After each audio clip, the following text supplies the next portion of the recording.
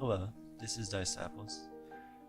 The purpose of creating this video is to serve as a boost for my own in-game knowledge and also for my team members and kind of the people I play with so they know what kind of mindset to use when going into a game, what kind of things to think about, and not just go play and outplay people, because that's what I feel like a lot of players do, and it's not good for the team environment.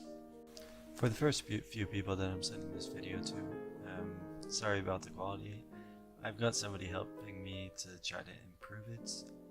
I just don't know that much about film editing and stuff like that. But before I upload it, I'm not going to upload this for random people. It's just for kind of get my skills in order before I publicize.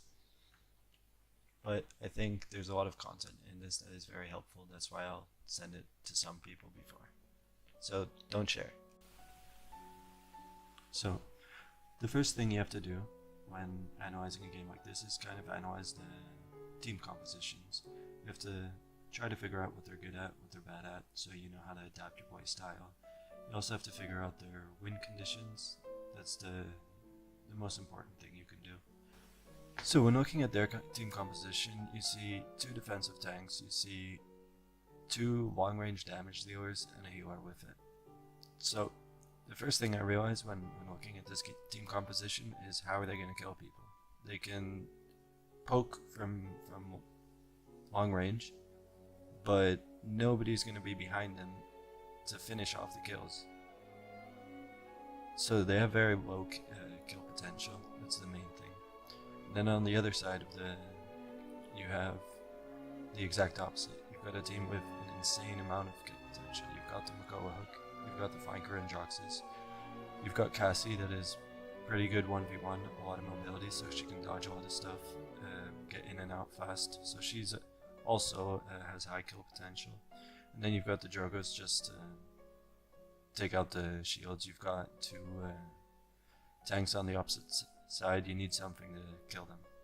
And then you've got Ying with it just to round it all out. So basically, now the next step is to look at the map and try to figure out the best positions for both teams to execute their strategies. So now we're looking at the map where the first points come now. This is 0-0, they've just all run out. And we see Astral Authority taking the low ground and Spooky taking the high ground. It's not so important where they are right now, I just want to talk where the best positions are for each of the teams. Mainly in this map, you're going to want to go for high ground. So why is it that they're going for the low ground? And the reasoning is kind of, if they opt to go to the high ground in this orange circle here, then it turns out to be like a fight. You all go really ham, and it's a losing fight for them, because what Astral Authority has is not a lot of kill potential. So if they mess up a little bit, they get hooked or something, someone gets out of position, they get completely destroyed. And also, they've got a bunch of long-range poke. You have to think about, if your team has something that's insanely strong, so it's very one-sided team, then they're definitely going to be missing something else. So you can see that very easily in their team composition. Where's their mobility? They don't have any. If you look at Spooky's team composition, they have got so much mobility. So that team fight on the high ground isn't going to go well for them. That's why they opt to go for the low ground. So also, why go for the high ground? Because your team composition is, your goal isn't to kill them. So you don't have to take the 5v5 fight where you're all gonna die and some people are gonna survive after the fight, and then you've got like weird 3v3s happening where all of the people on Spooky's team are much stronger at 1v1ing people. The strength of Astral Authority's team is kind of that they defend each other, poke people out, make the other team reset or wait a bit before they can go back in, and then you have another fight. So that's why they go for the low ground. They don't need those kills. They don't need to go up to the high ground. So we can still use this picture to talk about the beginning of the game. Right now, you can see Xiaolin all the way by the tree there. Given that Astral Authority said, okay, fuck the high ground, we're not going to go there, we're going to kind of ignore it. Why is Xiaolin there? There's no point. The only thing, what's going to happen from Spooky's side, they're going to go high ground, they're going to see nobody's there. And Mako is going to come out at the top of those stairs and see Xiaolin. It's going to be easy kill, hook, 1v1, or maybe 2v1, depends who follows Mako there. It doesn't really matter. Xiaolin's just super dangerous. He has to stay by his tanks, he has to stay in the arches, he has to stay safe. Also, how is he going to hit anybody if he's in that position and he knows the other team is going to the high ground? It's a pretty big mistake. Anyways, so now we're going to jump into the game and I'm going to analyze it from the perspective of Ying. So the game starts a bit late here because there was a pause and I just decided to skip it. You see Xiaolin getting soloed here. So right now I want to pause it. They already kind of made a mistake. They know, or they should know, because they're pros and everything, and that Astral Authority is not going to take the 5v5 fight. So they know they're going for the high ground, and they know the weakest thing you can do is put all your damage dealers and hit the tanks. You want to get behind them, you want to wrap around them so that once people start taking damage, you can easily have a lot of angles and take them out. So right now what I don't like is that Ying's fine. So Ying's positioning is fine. She follows up to Xiaolin, kind of checks out where people are. She's safe, she's completely good. But where is Cassie? That's the problem. So if you see on the picture actually, you see Cassie right now rolling backwards into the church. No, sorry, into the keep. And that's not helping her get to her eventual best position, which is behind them. So it's also kind of a mistake by Androxus. So the best position for them is all the way behind the house. So if you wrap all the way around behind the church, that's kind of the doorway. You want either Cassie or Androxus to be there. So yeah, now we can continue. Yep.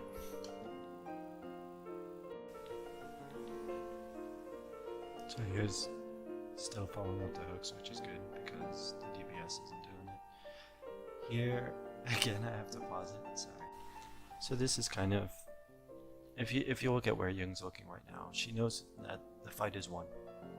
So now Ying has to go straight point, and she doesn't do that, and that's a mistake. With the support, you mainly, a lot of the time, you have to think about how can I cap points the most efficiently.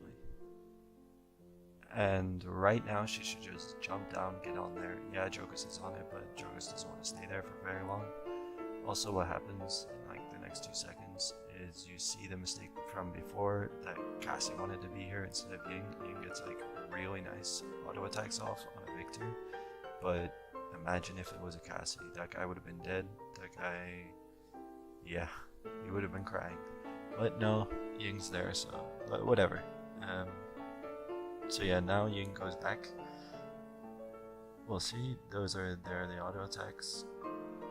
See now, look, nobody's capping the point. This is not very efficient, and with, you just gotta be efficient about your point cap.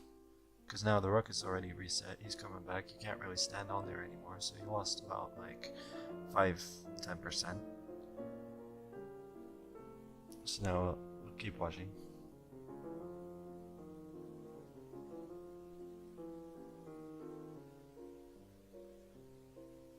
So this is good. I feel like the same problem here. He's got the shield there, why not just stand on point? He finally does it, but you can just be more efficient about it.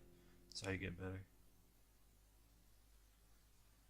So now the Makoa died. It's still a 4v3 though, but it's fine.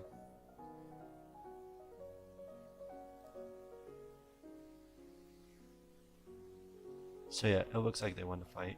Again, not very efficient about taking the point.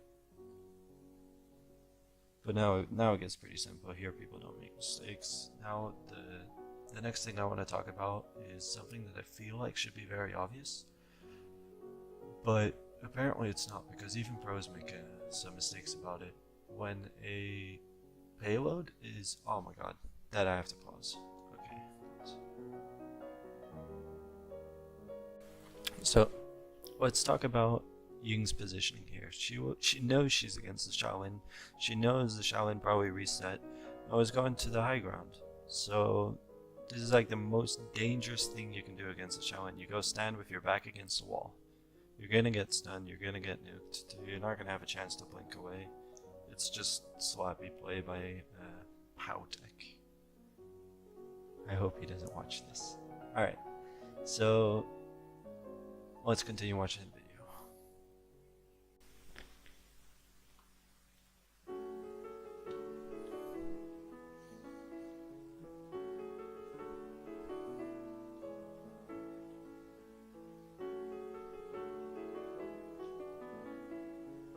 So here they're just resetting their winning a bit.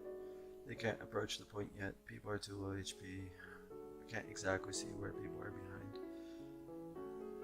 Here, so this is what I wanted to talk about before. Androx has just used his ultimate.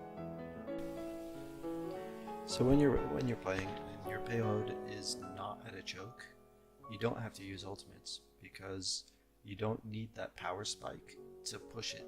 So you're essentially using a really big cooldown for something that you can do with like 5 more seconds. Tanks can't stick on payloads without being able to hide a bit. If DPS can get a lot of damage off of them, they have to back off and they have to get some healing, and in that little window the payload gets pushed a bit. And only at chokeholds are you able to back off and keep the payload at that same spot. So that's why you need the extra boost from your ultimate. You need those big cooldowns to push it past a choke. So let's keep watching. Payload's approaching the chokehold. The chokehold's right under that bridge right there. And Androxus is now, his job is easy. He's holding that high ground and kind of waiting for Shaolin to come there and push him off. But we see he gets nuked right away. And this is exactly when he wanted to use his ultimate. That death would have been much more important to push the payload to the choke. Now the whole team has to reset because he died. Shaolin's got his perfect position, can get a lot more damage off of. Before, what he could have done was just ask Ying to put a clone up here in the church, and then he could have been on that high ground, peeking around the corner, push out Shaolin that way, and just chill until you truly have to kill him. Getting kills is nice, but you gotta do it at the right time too.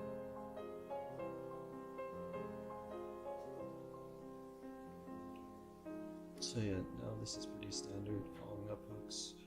Dumbo gets grabbed, it's nice. So now here, Ying uses ult.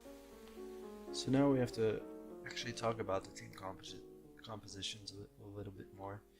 And the important part is, at the beginning of the game, you have to analyze when should you use your ultimate.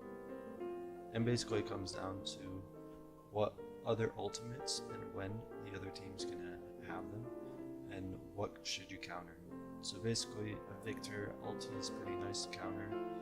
A Ruckus head, also the Barrack is not bad, it's not ideal, but it's not bad. Shaolin's ulti gives him a lot of sustainability, so that takes away from his damage, so it's not so nice to ult. Of course there are scenarios that it is nice, but it's not essential. It's also very nice to ult when the Dumbo ults, just to counter the aggression, so you've got a very defensive ult. But what I like here, and why it's a really good ultimate, is because nobody ulted on the other team. So he had to realize by himself that it was a positional ult rather than a reactionary ult. And you don't see that from a lot of Ying players. So what I mean by positional ult is at that last point, you want to snowball, you want them to trickle back into you so you can really push that last bit very quickly. And they already won the fight. They could have backed off, they could have stayed hidden, waited for heals, pushed the payload a little bit, but what they really want to do is go kill that Shaolin, go kill that Victor. So they have to, yeah, to make the resets continue. And they needed that little bit of HP to do that, and that's why it's a really good ultimate. So let's keep watching and see what happens. Yep, this is what I was talking about before. Unfortunately, the whole thing I was saying about positional ult turned out the DPS couldn't kill the Shaolin and the Victor, so it was a bit weaker. The ulti, it wasn't so worth it, especially because he won't have it for the next point.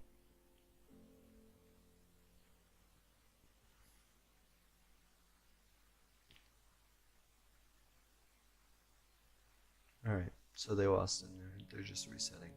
So now, let's hope they... This is what you see a lot in pro play. You kind of play the first point, see what the enemy does, see what positions they took, and often the enemy team's not going to change too much.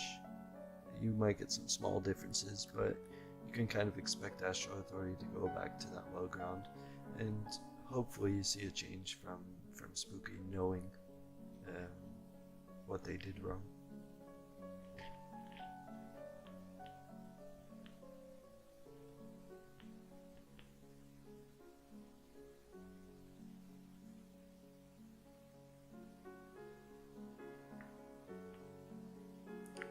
So now Makoa goes to the low ground, which is nice. He got his perfect position. It's exactly where he wants to be for getting the hooks. The Andro's way on the left should be starting to make his way around, which is nice. And they've got the Jorgos following up the Makoa hooks with Cassie on the right side. So their ideal position is Andro on the left, behind the house, what I was talking before, Cassie on the right side, kind of doing the same thing that the Andro was doing in the first point. So here I want to pause for a second and kind of talk about why Astral Authority's comp is actually really bad on this map. So the way to counter point stacks is by getting a lot of angles on them. Try to wrap around them, get behind them, get in front of them, get to the side of them, and just make sure once you start hitting people that they have nowhere to run to. And then you have to think about the map. How easy is it for you to stop people from getting those angles? And on Stone Keep, we've been seeing it the whole game.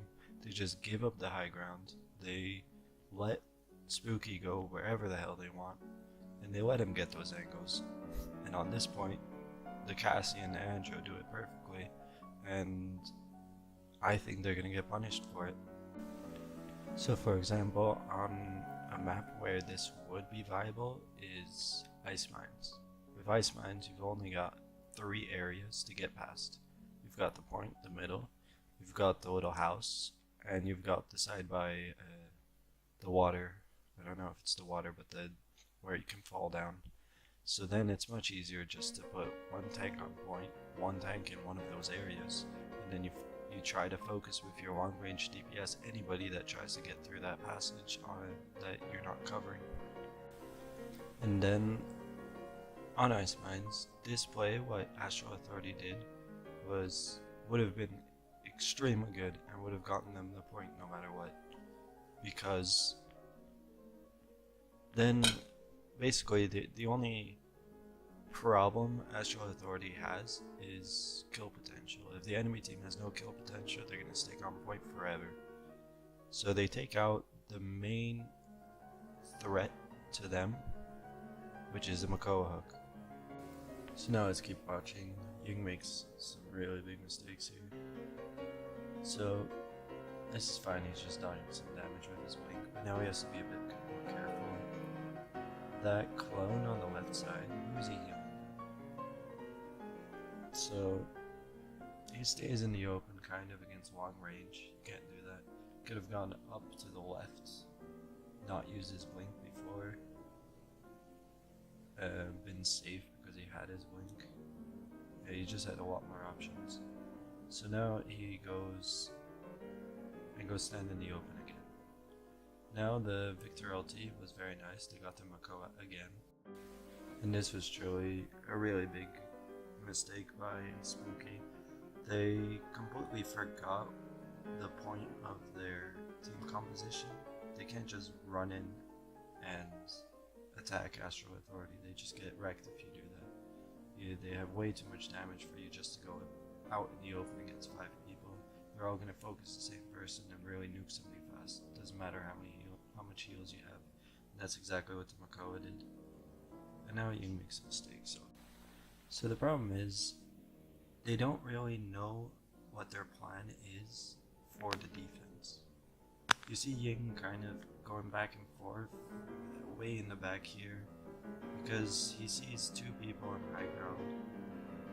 So he kind of wants to be there, help him out, put some heals there. He could have taken a faster path, but that doesn't matter. And then he kind of also wants to be on the left side to kind of heal the Makoa as well. So he has to make a decision faster and not stall so much. Now when we see the effect of this mistake if we keep watching. So you see his team gone really ham here. Apparently the call was to go in. The Cassie rolls forward, that's maybe because the Drogo's ulted and the Andro's just dashing forward and the Makoa ulted. So the call was go for command, but that's not what you're supposed to do. This is what we talked about before. You don't go into their team composition really hard.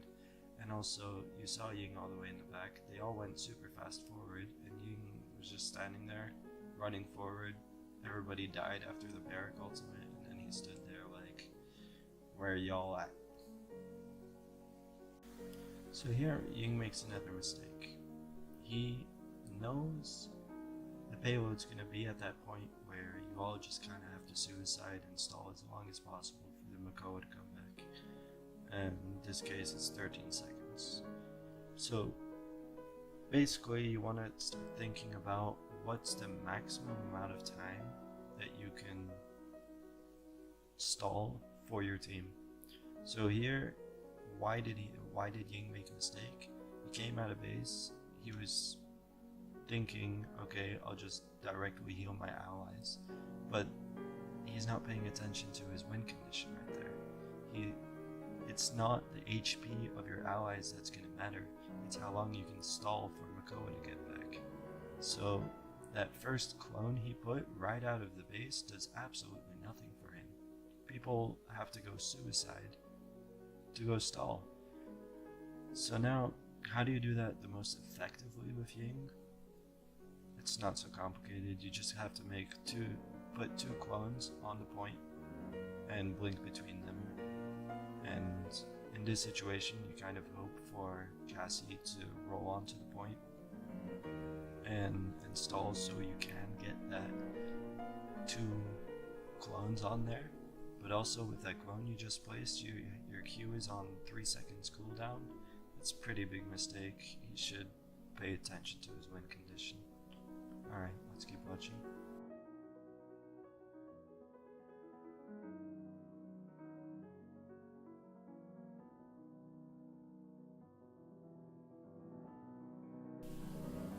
Same thing's happening. They're going to high ground. Here, it seems like Makoa is taking a different position. And he just gives them the points. So I actually want to talk about it. Okay, so keep in mind, my weakest role is tank, so I don't know that much about tank. The only things I do know are from my own reasoning and not so much experience. So maybe other tanks know a lot more than me. But in my opinion, Astral Authority hasn't changed any of their plans.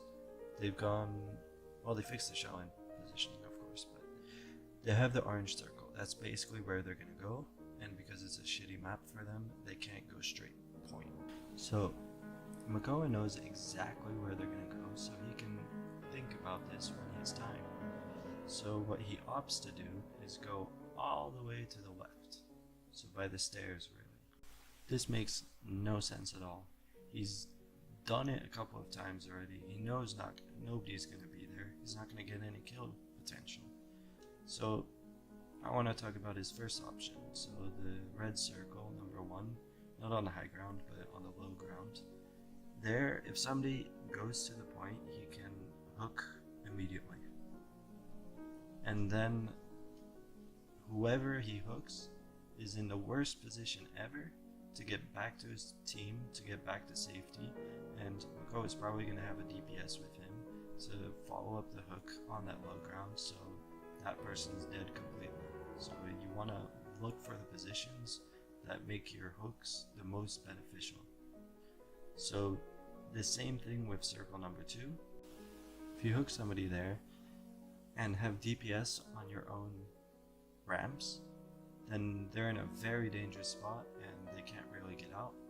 It is worse than circle number 1 because it's closer to the church, but you're also going to have a DPS inside that church along the entrance. So number 2 is also a very nice spot, especially because then you can start pressuring the church as soon as somebody is dead, or if you don't get a hook, you can start protecting that DPS that's supposed to be on that right side inside the church, kind of messing them around. So number 2 is also a very valuable option. And then number 3 gets a little bit more tricky. Number 3 has a lot to do with ultimates. So you have to analyze what kind of ultimates do they have. If they have the Dumba and the Ruckus ultimates, you definitely don't want to do this. Kind of also not if they have the Barrack. But say they all messed up the last push and they all use their ultimates and you guys have ultimates advantage, then you know you can go hard. And what's a really strong thing to do with Makoa is just go straight, run face first into 5 people and just ult. It disrupts them so much and it takes them so much time that even if you die, it doesn't really matter.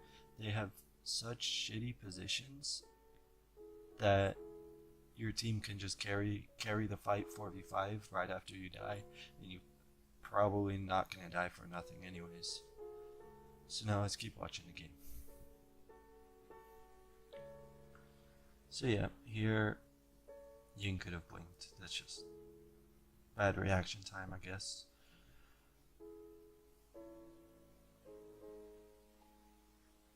They did clean up a lot of Astral Authority, so the point might not be gone.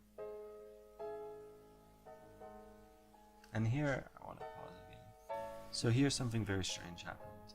What happened was Victor and Maldamba were completely in a really messed up position. They were all the way back in your base somehow. And Victor realized this and he said, okay, I'm gonna reset, I'm gonna die. People just died anyways. We might as well get the reset timers quickly. But Maldamba was like, nah, I'm not gonna kill myself, stats matter. So he stays. And then Makoa realizes it. And when Makoa is coming out of base, he hooks the Maldamba and kind of sits on him a bit, and it takes him a second to kill him. And you just ran past and completely ignored him and just run straight for points. Eventually the Makoa ditched the Maldamba because he's like, it doesn't matter, I've got carries coming out of the base anyways. Maldamba's not going to be able to fix his positioning.